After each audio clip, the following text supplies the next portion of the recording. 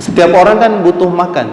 Jadi dia mau makan, tidak makan itu mubah-mubah saja. Maksudnya tidak ada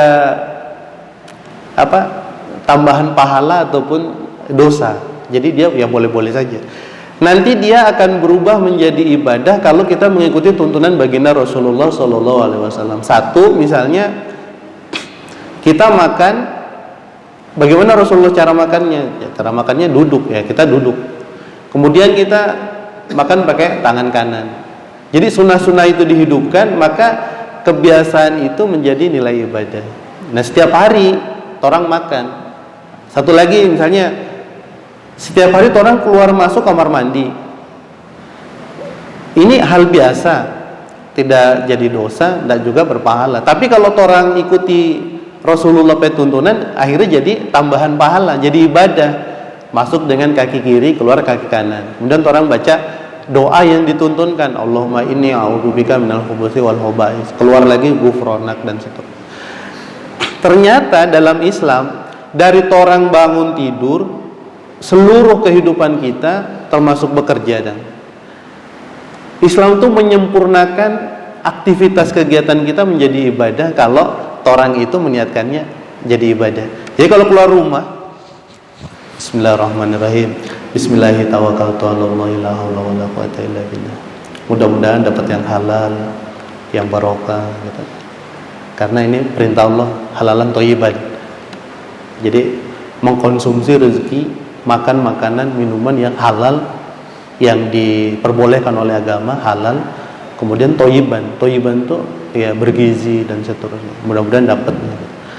Nah, karena di dalam Al-Quran Allah perintahkan halalan thayyiban, orang carilah itu.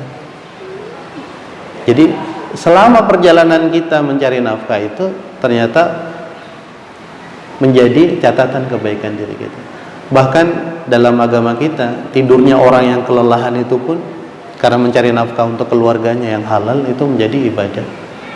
Jadi dengan mengetahui kesempurnaan agama ini, tidak ada bagian kecil dalam kehidupan kita yang tidak dijadikan pahala kebaikan.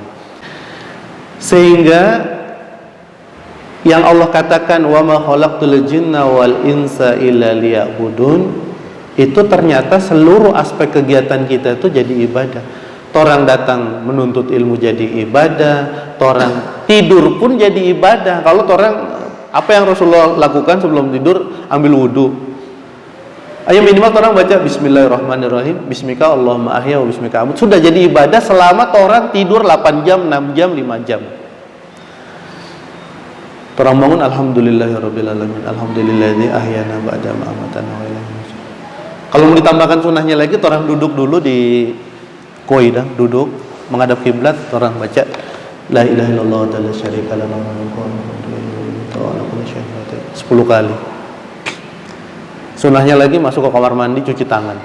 Karena Rasulullah katakan, orang ingin tahu itu tangan ada di mana tuh tadi malam dia hinggap batera di mana enggak tahu. Makanya pertama disiram dulu, itu sampai. Jadi orang dan karena keawaman diri kita merasakan bahwa agama ini menjadi beban. Padahal ia adalah tabungan akhirat kita yang tidak terputus selama kita menjalani aktivitas ini. Jadi apapun itu, kasih makan bebek itu termasuk salah satu tugas dan fungsi daripada khalifah. Wa idza qala rabbuka lil malaikati inni ja'ilun fil ardi khalifah. Ketika Allah Subhanahu wa taala itu menyampaikan kepada para malaikat, aku ini mau menjadikan di fil ardi ini, di bumi atau di dunia ini, khalifah. Khalifah itu salah satu fungsinya, satu adalah menjadi hamba Allah, yang kedua itu dia sebagai penjaga, perawat yang sudah Allah ciptakan, termasuk makhluk yang lainnya. Makanya di dalam kisah yang disampaikan oleh baginda Rasulullah SAW, ada orang yang celaka karena kucing. Karena dia memelihara kucing, mengurung kucing, kucing itu tidak bisa melakukan mencari nafkah dan cari makan, dan karena dikurung dia terikat, tidak bisa bikin apa-apa sampai kucing itu meninggal. Maka Rasulullah mengatakan celaka dia, celaka. Tapi ada juga hadis yang sering orang dengar itu, ada seorang wanita yang memberikan minuman kepada seekor anjing. Kemudian Allah angkat derajatnya, mungkin dia bertobat, memperbaiki diri dan seterusnya.